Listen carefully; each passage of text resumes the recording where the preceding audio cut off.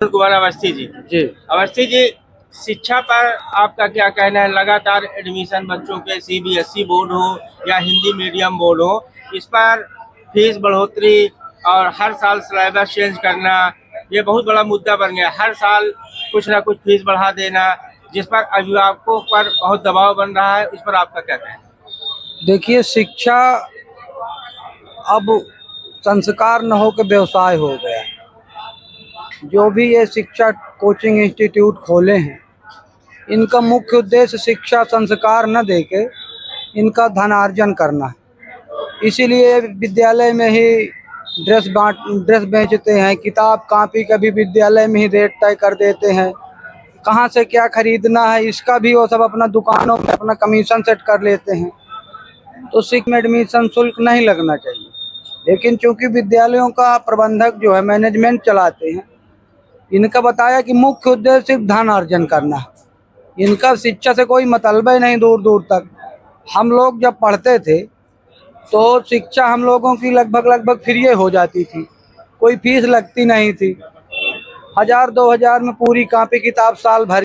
ये school management क्या अपने चयनित एक दुकानदार से ही कॉपी किताब खरीदने की दबाव बनाते हैं अभिभावक के ऊपर, और वो चिन्हित जगह पर ही मिलती है और अलग दुकानों पर वो सिलेबस मिलता नहीं है? ये भी एक बहुत बड़ा मुद्दा है। विद्यालयों से एक पर्चा मिल जाता है, वो घर आ जाता है बच्चों के माध्यम से कि ये दुकान है, उसी दुकान से मिलेगा। और आप पूरे बाजार में घूम आए, वो किताब कहीं मिलेगी ही नहीं, क्योंकि विद्यालयों का मैनेज होता है, उनका कमीशन होता है दुकानदारों, तो पैसे के लिए अपना दुकान सेट कर लेते हैं। जिस दुकान से उनकी सेटिंग होगी उसी दुकान में कॉपी किताब मिलेंगी, शेष कहीं मिलेंगे ही। चलिए अखिलेश भाई से बात करते हैं। हमारे अधिवक्ता साथी अखिलेश भाई भी यहाँ पर बैठे हैं। अखिलेश भाई, जैसा कि आप भी नगर में रहते हैं, आप जमीन से जुड़े हुए इस नगर को बहुत अच्छी तरह से आप पहचानते हैं। नगर में जो विद्यालयों को लेकर और बच्चों के साथ जो ये सब हो रहा है, इस पर आपका क्या कहना है? जैसे शिक्षा इतनी महंगी, और हम जब पढ़े थे तब अलग ही एक आनंद था, आज तो व्यवसायीकरण के हिसाब से देखा जा रहा है शिक्षा को, तो इस पर आपका क्या कहना है? देखिए, शिक्षा जो है दवाई पढ़ाई और खवाई ये फ्री होना चाहिए, लेकिन लाड मैकाले की शिक्षा दी जा रही, महंगी शिक्षा है। अब मान के चलिए, जैसे कक्षा 1 में लड़का जा रहा तो इतना लंबा बैग, मजबूत बैग बन जाता है। 5 साल का लड़का है, 6 साल का 1 में गया, पिट्ठू बैग टांग लेता है। महंगी किताबें इतनी महंगी हैं कि जो मीडियम वर्ग है वो तो खरीदे ना पाएगा, अफोर्ड नहीं कर पाएगा।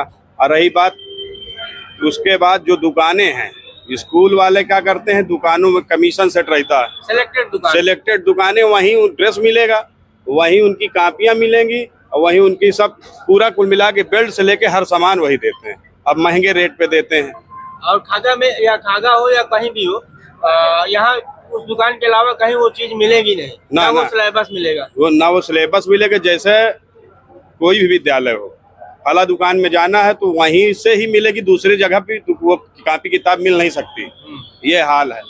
रही बात सीबीएसई बोर्डों की, सीबीएसई बोर्ड की फीस इतनी महंगी है कि मीडियम वर्ग तो पढ़ा ही ना पाएगा, बड़े घरानों के लोग पढ़ा पाएंगे। अब मान लीजिए कक्षा 9 में है तो 1500-2000 महीने मंथली फीस जा रही है। उसके बाद कोचिंग भी लगवाइए, तो बड़ा शिक्षा व्यवस्था तो सरकार को चेतना चाहिए, और सरकारों को इस प्रबंध कमेटियों पर लगाम लगानी चाहिए कि एक निर्धारित फीस तय कर देना चाहिए कि इससे ज़्यादा जो बढ़ाएगा उसकी मान्यता रद्द कर दी जाए।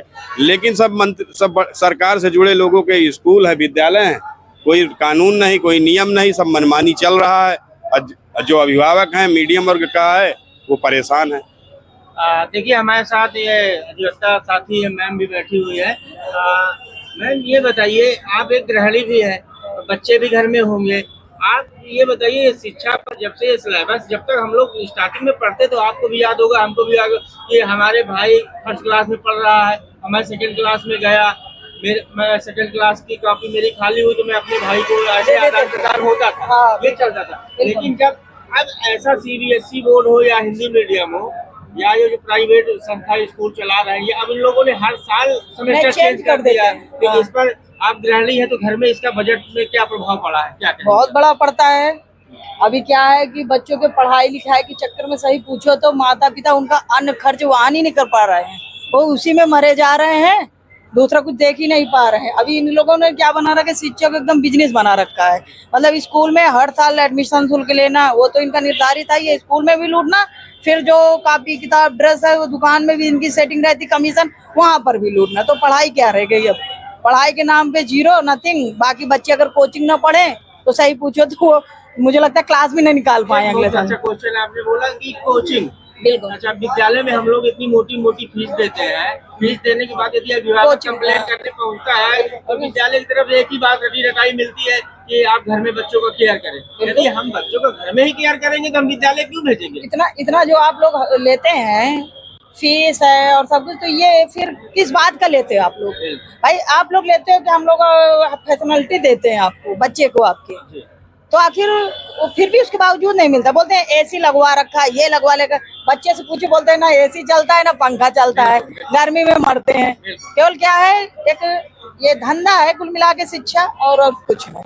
इसमें सरकार को रोक लगानी चाहिए इन लोगों के ऊपर, ताकि ये पेरेंट्स लोगों पे जो इतना लोड पड़ रहा है ये कम हो सके।